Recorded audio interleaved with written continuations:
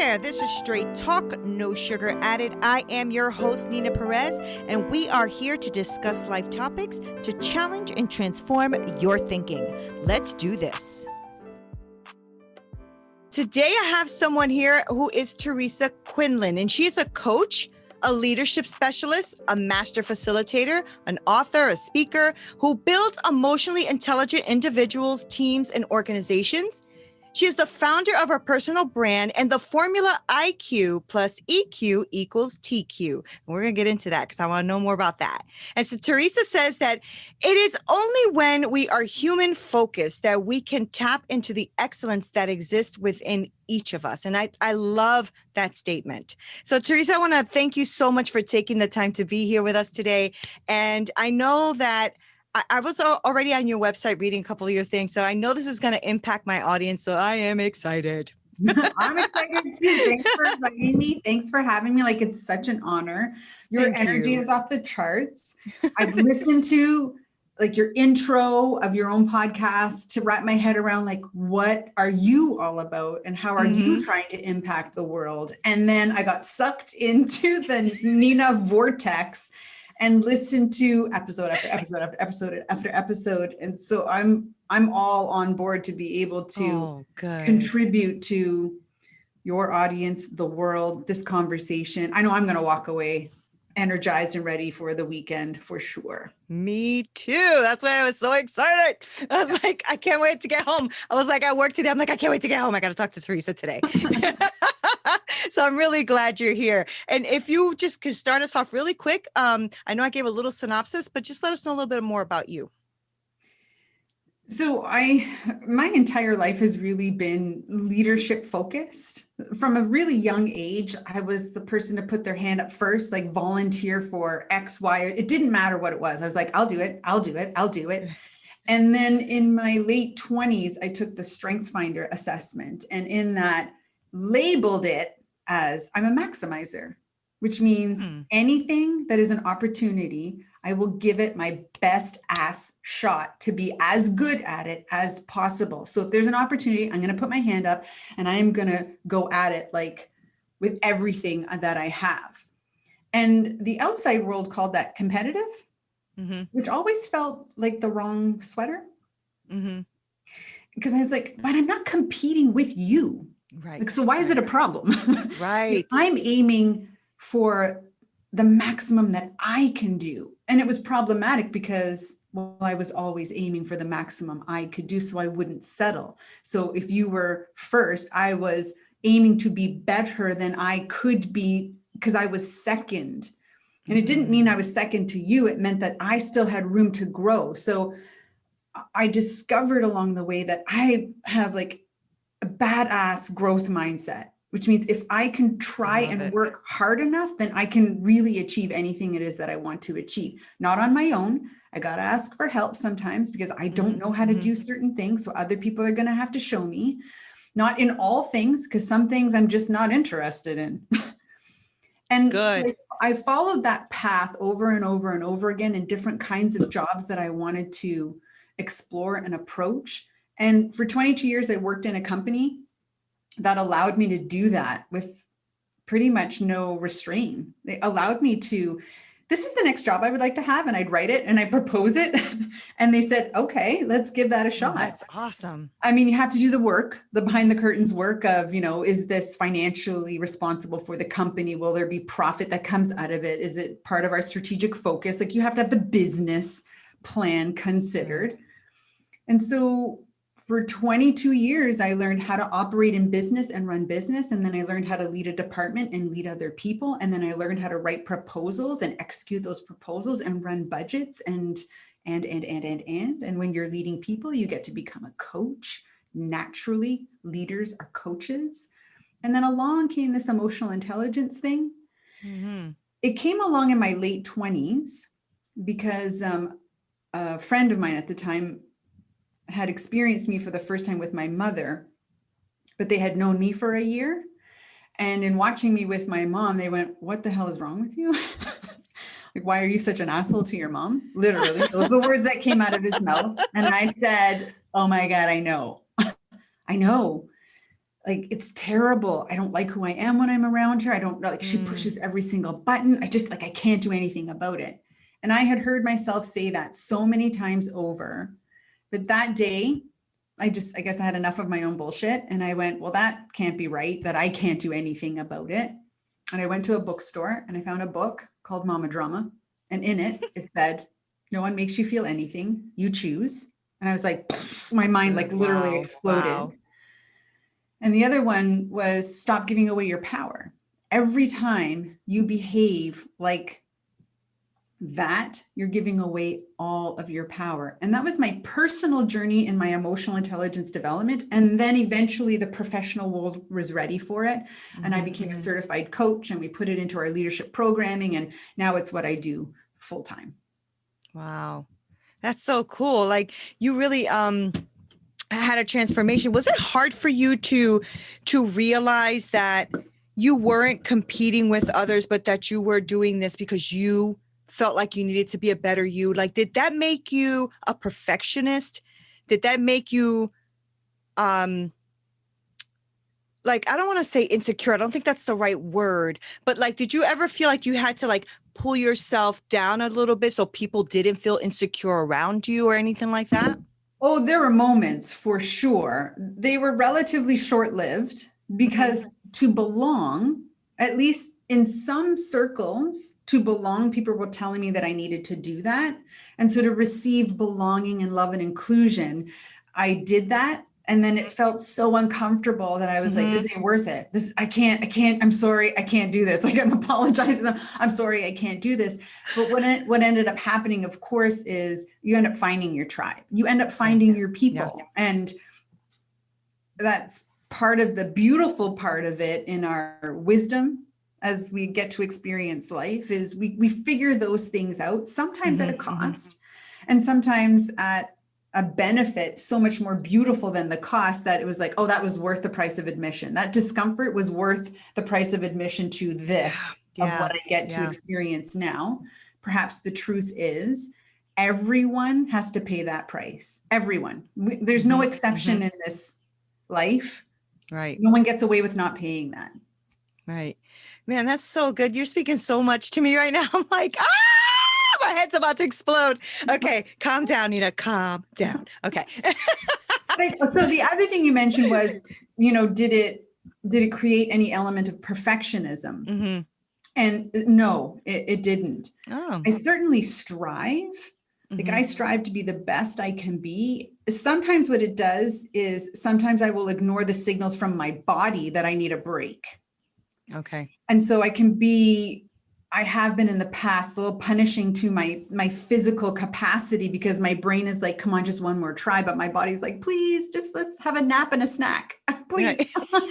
So I've gotten much better at honoring when my body is speaking I need a break, to take the break. And inevitably, after doing that a few times and getting the head under control and going, it's going to be all right. Just let's take the break. Let's see what happens. Inevitably, every single time after I took the break, I was stronger coming out of that every single time. And so eventually the brain learns this is not a bad thing. Let's honor the body and do what the body needs. And let's work together on what we're trying to do instead of fighting. Yeah. Right. Yeah. Oh, that's so great. So when you were at this company for the 22 years, right? Did you feel like that, helped you a lot to develop even more? Because it sounds to me like, there's a lot of companies out there that say they want you to be that kind of person, right? That kind of goes for it and whatever, but they do stifle you a lot. And so that's very difficult for a personality like yours, I would think, right? Because you're wanting to grow and there's this glass ceiling that they kind of put on you, but they want to pretend it's not there. How do you deal with maybe one of your clients or anything like that, that you can see that in them, there's a lot of potential, like they're the go-getter. They want to go do this. They have like this way of leveling up, but where they kind of are stuck, or there's this ceiling that they say, oh, no, you're great. We love you here, but we're only going to leave you to this point. Right. Yeah. How do you like help somebody through that in their life, that scary transition where this is what their bread and butter or what they're depending on. But at the inside, their insides are like exploding. You know what I'm saying? Because they just want to go for it. Like, Yeah. what Such do a they good do? question. Every single time there's an element of fear that's going to be involved, every single time. And it is being able to move to that fear and then through the fear. So the fear can be multiple different things, like moving to it can be created by many different variables. And when you and I create or have an experience of fear, we're creating that based on all of our life experiences, based on our beliefs, our values, our assumptions, our biases, and then how our brain predicts based on those, what's going to happen next. And because you and I don't have the same brain, we don't predict the same way either. So our variables are different and our prediction is different. Right. But usually in there is this element of fear that we get stuck in. So I might know that I have all of this potential. And then I say, but the company is keeping me down and I can't do anything about it. So they assign a villain role and then they play a victim role. Good. And so in working with people, it's in part you just got to give space for people to talk, because we can talk ourselves until we start listening to what we're saying. Eventually we got to get there. And really powerful things is picking up pen and paper and going, let's just write down everything that is contributing to how you're feeling. And when things get on paper, then you can start to look at them like you're a third person looking at it, right, and asking questions of, what part of what I wrote down is like objective, observable truth? I can see these things. And what part of what I wrote down is storytelling? So when someone puts their hands on their hips and I say, oh, they're angry, that's a story I've told based on what I observe of their hands being on their hips.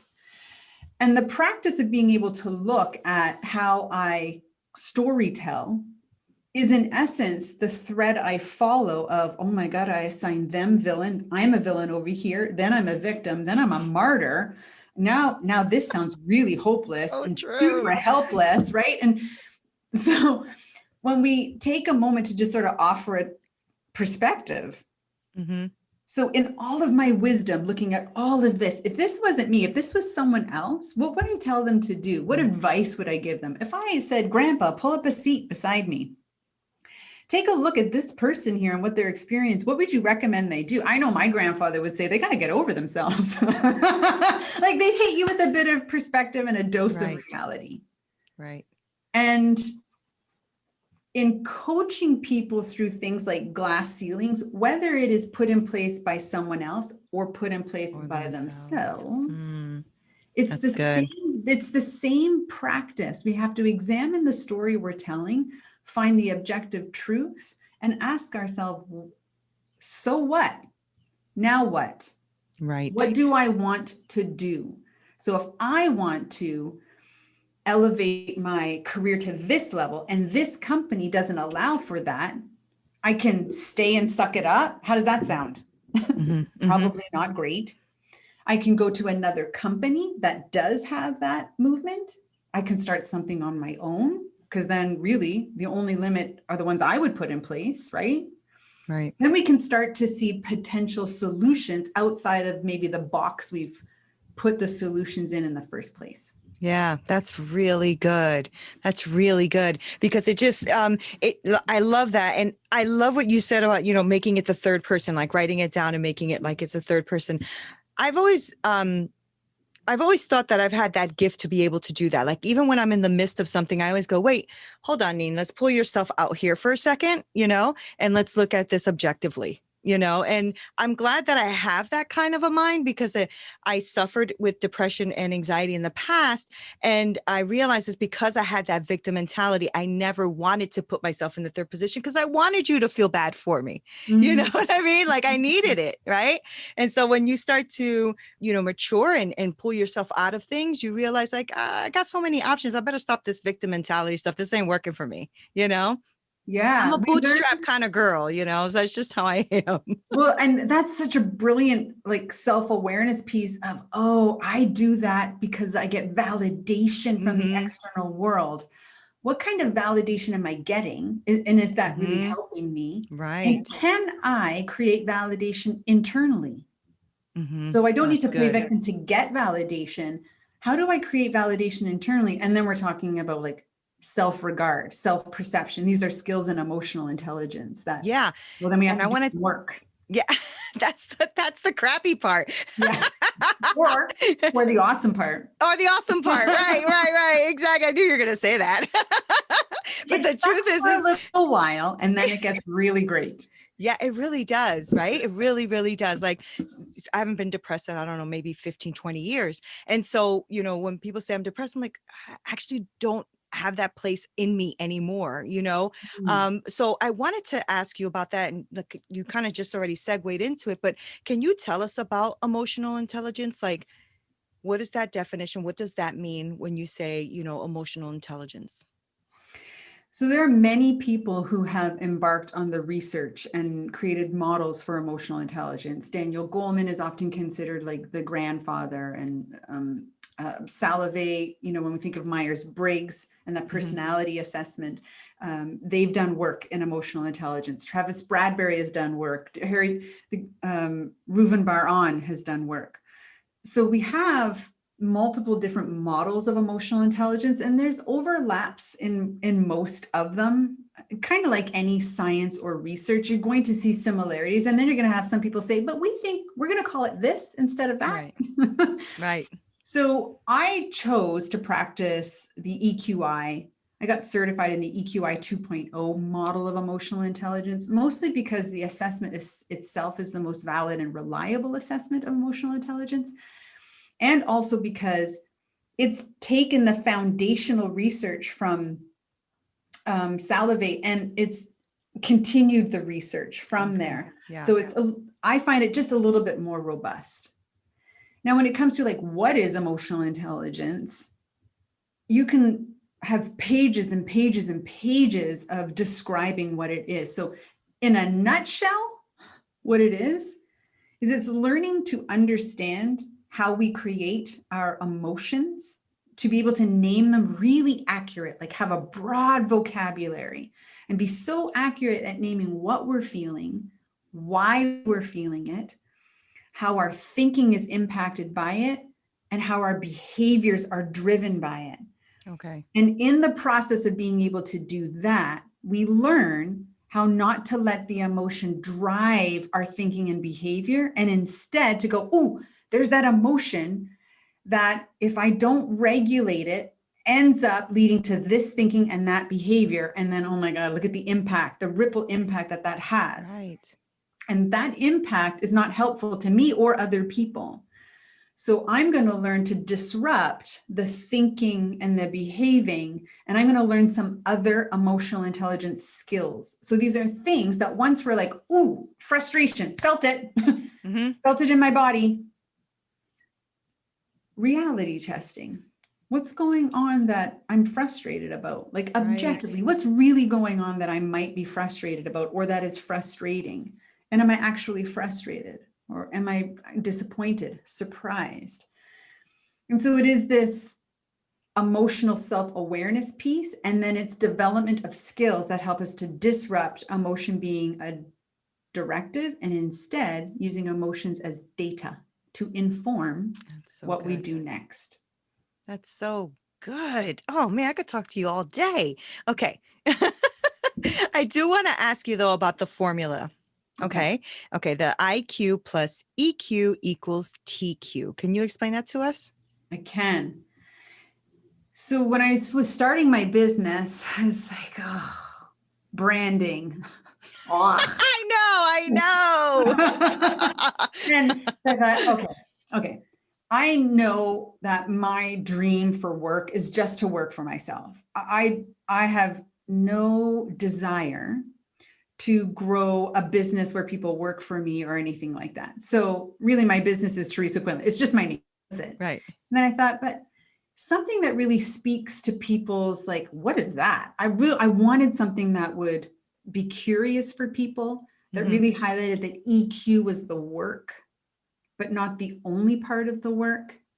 And to make the connection between our emotional intelligence is a function of our intellect. Like it's things we learn to do. So it has to be stored in the intelligence, rational, logical part of our brain functions. And then of course, TQ is my initials. Right.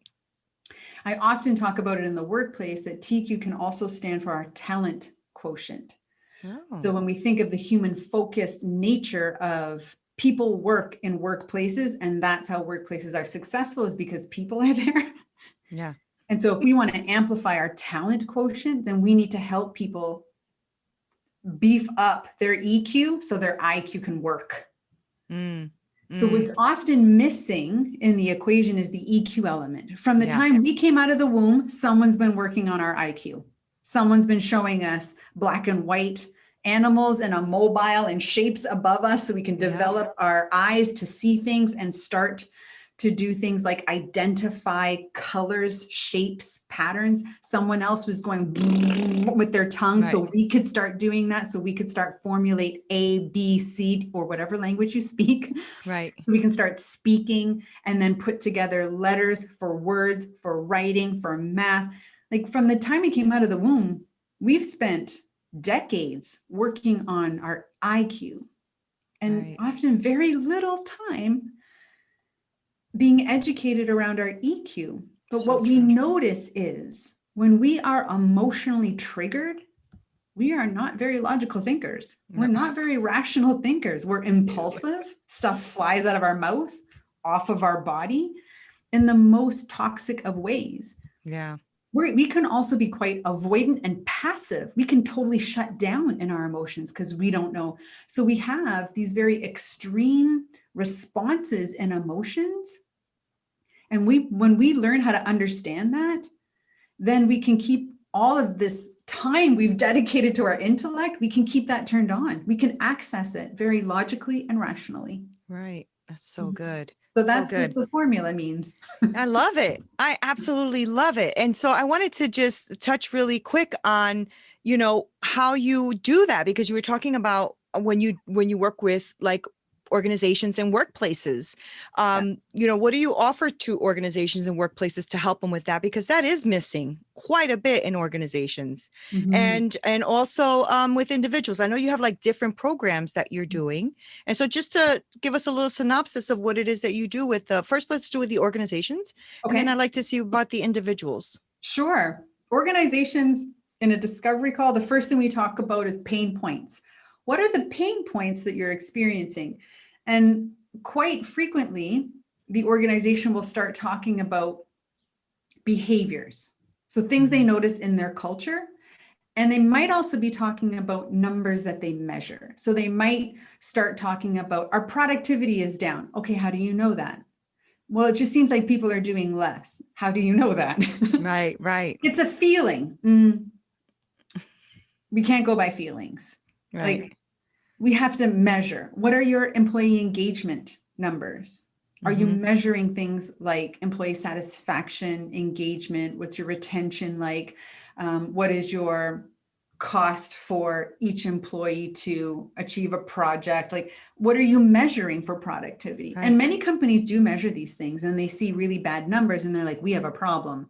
But typically they turn their attention to then we need to train people. So they think they have skill problems, technical skill problems, and they have to train them with more like technical skills. And that is rarely the case. So when we start talking about pain, I ask them to start talking about emotionally and culturally, what are the behaviors you notice people are displaying? And a lot of times that throws people for a loop. Like, what do you mean behaviors? So how do people handle disagreements? How do leaders handle being challenged by their employees? How do peers build relationships with each other? How does your executive team talk to the custodian staff? Right. And as soon as those few examples come out, then they start recognizing, oh, we don't do any of that. Right. Okay, so now we know what the problem is. Right. So now we know where the problems are existing. That Then we start to talk about the hierarchical nature of business, and then how that leads to how we think about business. And that leads to how we behave in business. So all of our biases come flooding to the forefront of, oh, you're the executive, so you have the power. That means I can't challenge you. So I'm just going to keep all of what I think to myself. And, I'll sabotage, I'll withhold, I'll withdraw. So you're really not getting everything out of me as an employee, but you're still paying. So that's fine. Nobody's even noticing. Right. Wow. So then when we have that discussion, the light bulbs start going off. And oftentimes, because I'm talking with the executive, the decision makers, they have this moment of, it seems like we need to start with us. And I'm like, yay. Yes. Yes. You will have been the ones that have led you into where you are. And you will need to be the ones that lead you out. Right. Way too often we want to push this kind of training to employees and say, let's get their stuff better because we're fine. Right. That is absolutely not true. Let's get your shit together, for lack of a better term. Right. And then we'll disperse and distribute to everyone else, because you are going to have to lead. That talking about emotions in the workplace is something that's normal. We have to do it for blameless problem solving. We have to do it for innovation. We have to do it for conflict. I mean, we don't get innovation unless we're willing to disagree with each other, unless we're willing to have conflict. But we have to do that well to get innovation. When we don't do it well, we have tarnished relationships and no work gets done. Right. Yeah. Right. And so it just continues. Yeah. That's right. The cycle just, so in companies, I do executive coaching and development and work with executive teams. So they are all on board and cultivating their language. And then we work with leadership excellence, and then we do employee. That's wonderful. Because it's the triangle of executive, leadership, employee, and everybody has to own, everyone has to show up as an emotionally intelligent individual for it to work. Wow, that's really, there's a lot there, right? There's a lot to uncover there. And now with all of this like diversity training and all that kind of stuff, so I'm sure there's a lot of layers of what you have to do with the companies, right? 'Cause, I mean, it's gotten more complicated, more emotional, right? With the shutdown and everything, people are like really on edge. So there's a lot of work for you out there, Teresa. Yes. There's a lot of work. There is. There is. And such a great thing to bring up is like DEI initiatives, any initiatives that we're deploying, whether it's a wellness initiative, a DEI initiative, change management, we're bringing in new technology. Every single time that comes, we should be pushing some emotional intelligence development. Because I agree. It's our emotional management that we need in order to navigate into those conversations and through those conversations. Because most people are way too uncomfortable emotionally to even go to them. Never mind through them. Right. Yeah. Right. Or ignore them completely. Like, let's just well, that's ignore them. I won't go to it. Yeah. It's either kicking and screaming or I'm completely oblivious. Yeah. Oh man. Yeah. So true. So true. So that's the organizational part. How do you do with an individual? Basically around the same concept, or how does that work with the individual? Every individual is a unique blend of awesomeness, and whatever their goals are is part of that process. My key criteria when working with an individual is state of readiness, like willingness. So when someone reaches out and says, I think I need to work with you, what often is happening is they've been following me for a little bit in social media. And so they're watching some of my videos and getting to know me in that way. And when they reach out, it's like a vomit of all the stuff that's going on in their life. When I receive it, it's such an honor to receive, because I've never talked to them. They've never talked to me. Right. I have been talking to them sometimes for months because they're watching my videos. Every time I produce a video, I produce it like I'm talking to the person who's listening. That's awesome. Not to 500 people who might watch it, or to each person who's listening. That's how I approach content production, because I know when people are listening, something is going to strike a chord with them. Right. And when that reach out comes in, our first discovery meeting for me is all about, are you willing to do the work? Are you ready to do the work? Because this is an inside job. Right. And you have to be so ready and willing to talk about the stuff that is the most difficult stuff for us to talk about, the most difficult stuff for us to admit. Like, I make these ridiculously awful assumptions about people's character. Yeah. And being able to say that to someone, go, all right, no judgment here, because turns out as a human being, I've done the same thing and I do it now. So how can there be There isn't judgment in this space. Right. There can't be judgment in this space. Right. So for each person, it's a unique experience of what they need to work on, where they need to start, and how we do it. So really, it's a customized experience based on the individual. So I know we're getting short on time, but I do want to know how you have self-care for yourself, Teresa, because, it's one thing to give, right? And to do the work that you're doing, you have to give, you have to be on for them because they're coming to you with a lot of sometimes emotional baggage, right? Trying to get through what they're going through. So what do you do to, like get yourself, ready and yourself, calm, or you're, like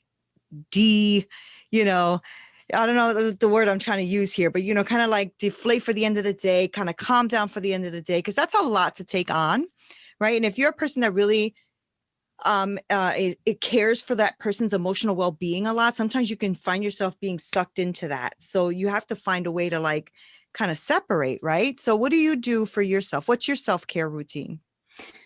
So I mentioned earlier that one of my signature strengths is maximizer. Another one is empath. So I am a feeler. Like when people cry, when people are feeling things, when people are angry, I'm like right there with them. When people are having breakthroughs, I'm getting teary-eyed. And it's sometimes a good thing that we're on virtual. Yeah. Like we're in a video screen, because I could just take a little step backwards or to the side. They can't, because it's not about me in that moment. But here's the other thing. The critical piece to deciding that this was the work that I wanted to do was asking myself the question, what is the work that I can do day in and day out? Because it's the work I'm meant to be doing. That's so good. And taking the time to be very clear on what that actually is. And it actually wasn't the what, like the emotional intelligence, leadership excellence is the what, it's the why work. Like, why do I want to actually do this? Because it connects with every part of who I am as a being. So doing it every day is not exhausting. I've had 2 executive teams from different companies, so a total of 24 people at one time with weekly sessions. So we're in 24 hours of executive coaching for 8 weeks straight. And my husband was like, how are you doing? I'm like, I am so charged up, like every single day. I'm really pumped. This is deep work, interesting work, exciting work. People have breakthroughs every day. Right. The trick, and it's not really even a trick, is I don't own their stuff. It's not for me to own. Right. I'm also not responsible for their breakthrough. Like, they really are.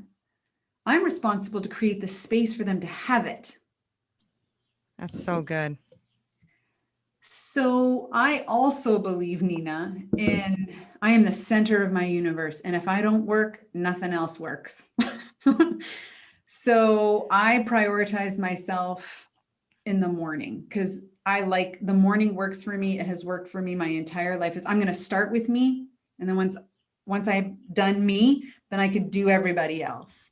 For me, if I don't do that, I don't do everybody else well. Right. So I get up in the morning before everyone else does on purpose, because I like quiet morning. It's like I'm my own human being. I'm not responsible for anyone or anything else. Right. And even when the dog gets up, he usually gets up about 30 minutes after me. But when he gets up when I do, I'm like, could you please just go back to bed? Right. Because he's going to ask for my attention and my love. And I'm like, it's not your time yet. Right. And I make myself breakfast, right? I have coffee, I eat. I fuel immediately because I like to work out in the morning as well. So I got to get the food in. Sometimes I read in the morning. Sometimes I watch one of my favorite TV programs. Sometimes I journal, whatever I'm feeling. Yeah. Then I get a workout in. So I like to move my body. Sometimes I'm listening to a podcast when I'm moving my body. Sometimes it's just music that I love. Like, I am just feeding my soul for the first 2 hours of every day, sometimes 3. My son gets up, my husband gets up, there's love, there's hug, that's hi, how are you? Like, so I'm fueling myself with the people that I love the most in my life. And then I'm like, okay, I got to go to work, Right. which is more people that I love and more stuff that I love doing. So, It's so good, right? When you can like really truly walk in what it is that you're meant to be doing. I think that's the key right there. You said it, I'm finding that myself as I'm starting to coach people and guide people through and seeing the breakthroughs. It is so good. It feels so good. It's nothing like it. And my husband says the same thing, like, aren't you tired? I'm like, no, I'm not tired. Oh my gosh, listen what happened. It's just such a great feeling. It's something that just, it's just like it feels natural. It feels like your natural day. It's a natural thing you're doing, and I'm so glad that we got to meet. I really enjoyed this conversation. I enjoyed your content. I went onto your website and was reading through things. It's really powerful stuff you're doing. So I'm hoping in a couple of weeks, I'm going to air this episode. And I hope a lot of organizations are listening to what you're saying, because I really do feel like this is going to be a hard transition for a lot of organizations. And I think it's going to be harder than they think it is, and I know organizations that have been closed the whole year and are ready to open soon. And they're thinking, oh, it's going to be fine. We're going to open. I'm like, people are in a different state of mind. It's been a year, not a month, a year, so I think they're going to need you. So we're going to have to put you all out there in the airways. So let us know how we can follow you, how we can, find you on social media, all of that, because I think you also have a podcast, right? I was listening to an episode of one of your podcast episodes. So I'd love you to tell us about that, your podcast, your website, and how we can connect. Beautiful. Thank you, Nina. That's very generous. So my website is IQ+EQ.com. And on there, you'll be able to connect with me via LinkedIn, which is just Teresa Quinlan. Like, look for me and then look for the one that's got all the emotional intelligence stuff. And you're like, oh, this is the one. Yeah, that's the one. You can also from there connect to my YouTube page, which is where all of my videos that I've built over the last 2.5 years are housed, which is basically your education and emotional intelligence. Just start watching them. So great. Pick up the exercises and the tips and the practices, and you'll be well on your way to developing your emotional intelligence skills. And then, of course, when people know that this is what they want to do, I encourage, reach out to have a conversation. Send me an email, teresa@IQ+EQ.com. And we'll have the conversation about where you're struggling and where you're trying to go. Yeah, that's great. And I want to encourage everyone as well to, even if you're not an executive, if you are an employee and you see that there is something that you think the executive team should know more about, I really encourage you to reach out as well, because like Teresa just said, we can just start with a conversation and you might be able to help not just yourself in that company, but maybe your fellow coworkers and your executive team, because they might not even know how to handle all of this, right? So this would be really good. So Teresa, you're awesome. And thank you for being here. And guys, thank you so much for listening and watching Straight Talk, No Sugar Added. Don't forget to subscribe to our channel. Hit that little bell notification so you don't miss a video. Until next time. Make sure that you visit our website at Straight Talk, No Sugar Added, where you can subscribe to our show on iTunes and Stitcher or anywhere you listen to your podcast, or on YouTube, so you'll never miss a show. And while you're at it, if you found value in this show, we'd appreciate a rating on iTunes, or if you simply tell a friend about our show, that would be awesome too. If you like this show, you might want to check out our book as well. It's Hit Me With Your Best Shot, How I Overcame a Hard-Hitting Life. I am Nina Perez, and I am here for you. If you are looking for private coaching, make sure that you email me at hello@straighttalknosugaradded.com. Until next time.